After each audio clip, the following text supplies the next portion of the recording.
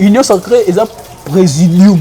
On a présidium, il faut tenir compte aussi, il y a des forces politiques, des forces électorales sur le terrain.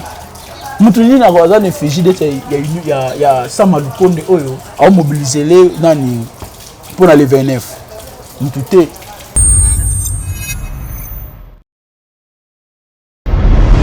le gouvernement l'a dit Sama yo au mobiliser wapi.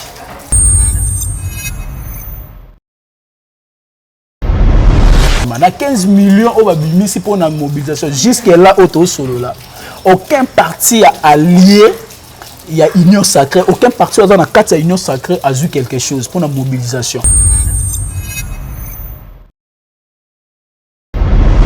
Ça m'a le compte parmi Batu Oyo, bazo chapeauté Union Sacrée.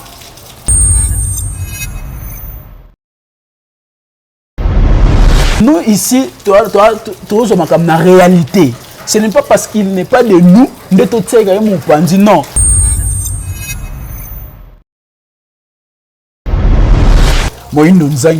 Ceux qui vont reconduire, il y a des. Moi je trouve que tu as pouvoir pour les gars, même ça Maloukonde. Salut très chers internautes de partout dans le monde, Chikalov Télévision à votre disposition. Et aujourd'hui, nous sommes honorés par un analyste politique au nom de Glody Atukwa. Et nous allons parler de l'actualité. J'espère bien ce samedi, il y aura une sortie officielle de l'Union Sacrée. Et là, je vous invite de rester toujours branchés, vous ne serez pas dessus tout au long de cette belle émission. Au Congo, précisément à Kinshasa, ce samedi, il y aura une sortie officielle de l'Union Sacrée. Vraiment, je vous invite d'être là branchés pour découvrir tout ce qui va se passer tout au long de cette émission. Et bonjour Glody. Bonjour. Bonne santé. Oui, santé, ça va bien. Santé, ça va bien. Vraiment. Affaire, il y a 15 millions. Il y a mobilisation, il y a événement. Ils ont ça là, c'est samedi 29, dans le stade de Martyr. Bon, madame, nous surtout la carte de l'Union Sacrée. Nous avons l'Union Sacrée pour soutenir le chef de l'État, Félix Antoine Tshisekedi Tshilombo. Tokoki ko tika magamusu soutenir les biso oyo et koki omema mbeba na kati ya Union Sacrée. C'est depuis longtemps on a décaissé 15 millions pour la mobilisation parce que la mobilisation c'est l'argent. On a décaissé 15 millions.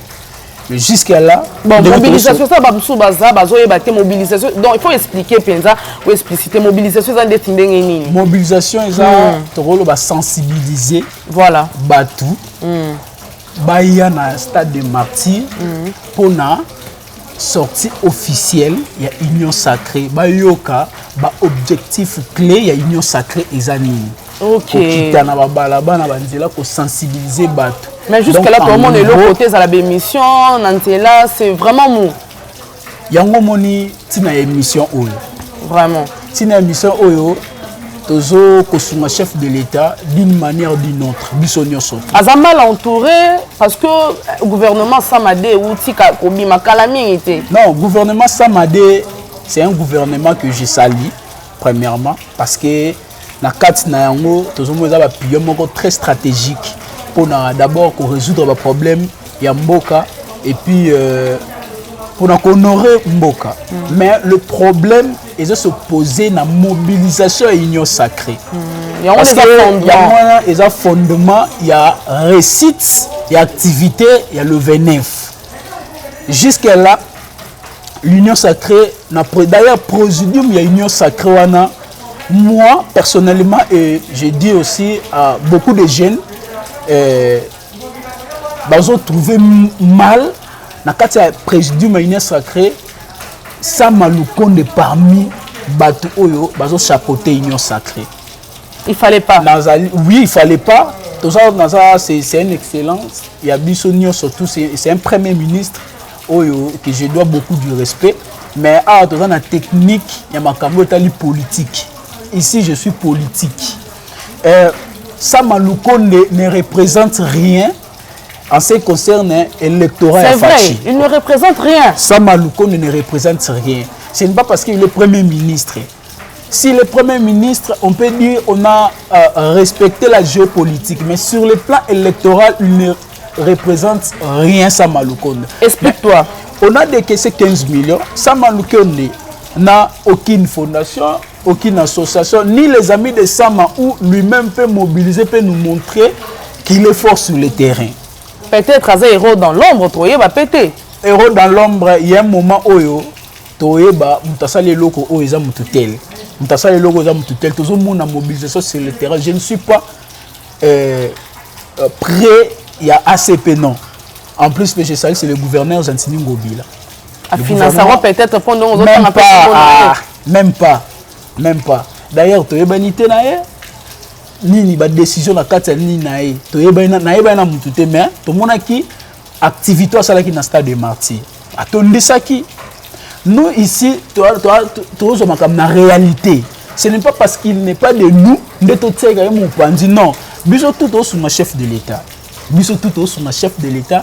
Il faut tout ça la makam oyo ils ont avancer que ils ont ça biso sima na 15 millions au babimisi pour la mobilisation jusque là auto solo là aucun parti a allié il y a union sacrée aucun parti dans la carte union sacrée a eu quelque chose pour la mobilisation. Or 3 jours le 27 le 27 il y a quelques si c'est 3 jours ici tous union sacrée tous en la carte stade de martyrs jusque là la mobilisation c'est aussi le temps. C'est aussi le temps. Je ne sais pas si nos journalistes ont une sacrée au l'ambassade des martyrs. Non, jusque-là, non, parce que la mobilisation est dans la facette bien, de manière rebelle. Or, pomba moko ba na kati ya union sacrée, pour s'accaparer na union sacrée, banda rozoa. Donc, ce sont des pomba ba mobilisation, parce que la mobilisation c'est aussi l'argent. La mobilisation, en ce qui concerne l'argent, ils ont une poche et se servir dans l'avancement et dans la réussite de l'activité. Donc, balingi de fête. Balingi, en d'autres termes, on peut dire ça. Balingi de fête. Or, il y a seulement 2 partis politiques qui se sont prononcés pour nous emballer. L'UDPS, l'activité déjà dans la permanence, le secrétaire Augustin Kabouya que j'ai sali, mettre point de vue déjà, c'est-à-dire qu'ils se prononcer, ils ont mobilisé déjà. Et les MLC, mobilisation, MLC, Jean-Pierre Bemba, dans secrétaire général, Madame Bazaïba, que je salue. Donc, mobilisation continue, c'est seulement 2 partis, dans 4 INC jusque-là.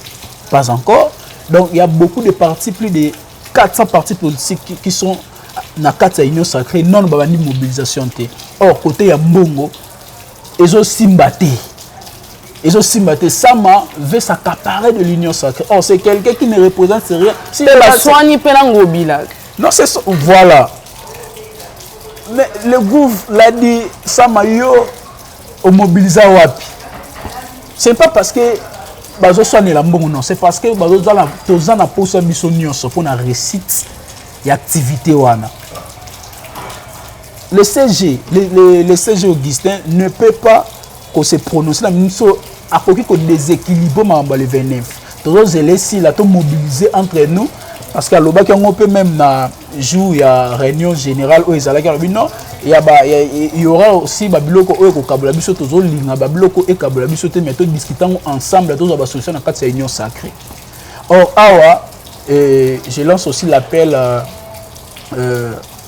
au conseil principal du chef de l'État, conseiller principal Jacquemaine Sabani, à la collège politique et en matière électorale du chef de l'État dans la présidence. Donc, en ce qui concerne la réélection chef de l'État, et dans la Moutunaï. Donc, la stratégie principale dans la Moutunaï. Place, il y a présidium, il y a union sacrée, il y a Samaluko. Nous nous trouvons mal à Zalawana. Parce qu'il est le premier ministre. Il y a des procédures selon la loi. Bima, selon l'État. Mais dans la union sacrée. Union sacrée, il y a présidium. On a présidium, il faut tenir compte aussi, il y a des forces politiques, des forces électorales sur le terrain. Nous il y a Samaluko à mobiliser les pour les 29. Et d'ailleurs, si on a reconnu aussi le ministre de l'enseignement supérieur que je salue, Moïne Nzangi, ceux qui va reconduire, il y a des... Moi je trouve que tout le monde pour les même Samalukonde. À les même Samalukonde. c'est par rapport on a respecté la géopolitique pour qu'il représente une province. Ce n'est pas dire qu'il est fort sur le plan électoral. Non, non, non. Oui, analyste.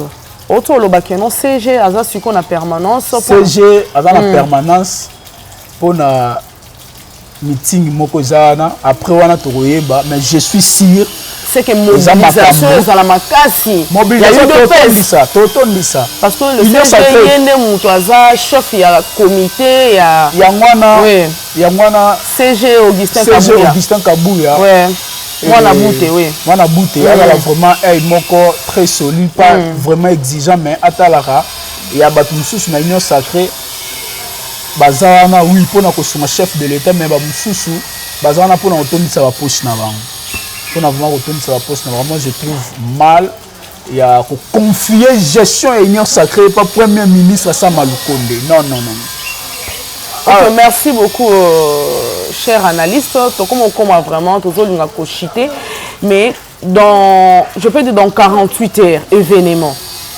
Mais événement est amour. Au moins, il y a visibilité, vraiment, il y a des expressions, on a toujours yo kayangote. Mon ayo. Mon ayo étant que analyste qui sera sur terrain, au yo kakapé mon ayo. Moi, je peux dire que Nengo Lobby est un peu mou, mais tout, bon, les gens savent que le jour le 29 est sorti officiel, mais cela ne nous empêche pas, il y a qu'on mobiliser continuellement. Parce que là, on a un problème, Bongo est pour nous mobiliser continuellement pour nous réussir cette activité. Et qu'on a bien battu. C'est ça. Voilà vraiment place où on a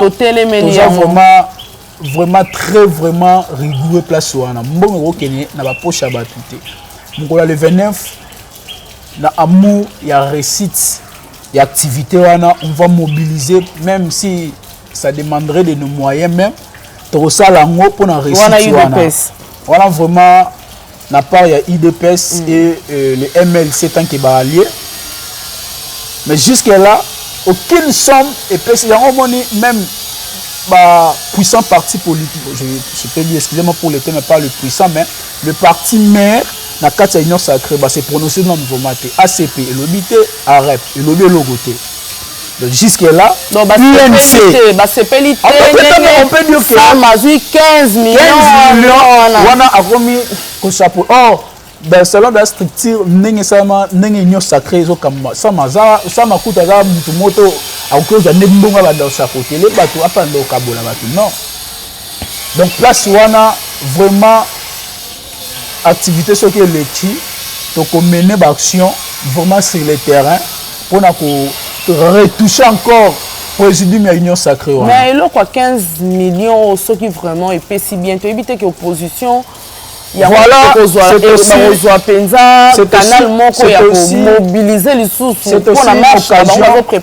c'est aussi une occasion pour nous de dire que nous sommes obligés de réussir.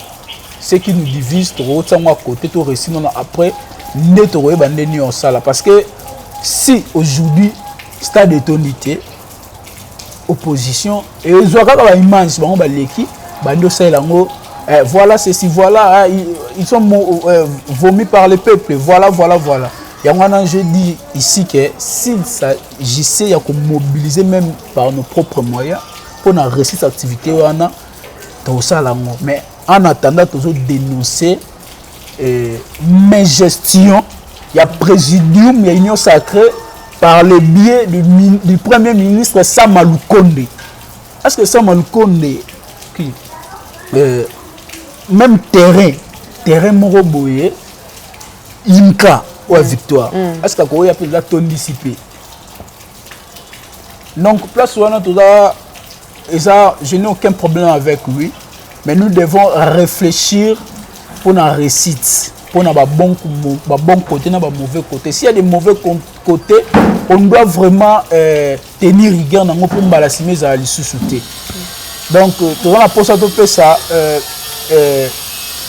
espoir moroté pendant votre opposition, topesa espoir moroté maloba parce que baza maloba te na minute oleka. Ba ota la 29 eleka pour bazo maloba. Ya ngomona minute opposant moroté oleka na télé abando lo mamba le 29 na mars na non. Bango non tout basangani minute na le 29. Donc il faut vraiment to se tenir main dans la main pour na ko so le loka mabe za to lobby pour te bomisa pour mboko te liboso. Merci beaucoup, analyste Glody Atouka. J'espère bien. Eza Mbalaya Soukate, Okoya Lisusu, pour que l'actualité soit chaque jour. Et là, je dis un grand merci au coordonnateur Sego Kapanga et à monsieur Manassé qui était derrière la caméra. Et je vous aime très bien. Bah, oh, Bolingarabiso, Bolangarabiso. Na Chika Love Télévision, Tolingi Bino Mingi, restez branchés.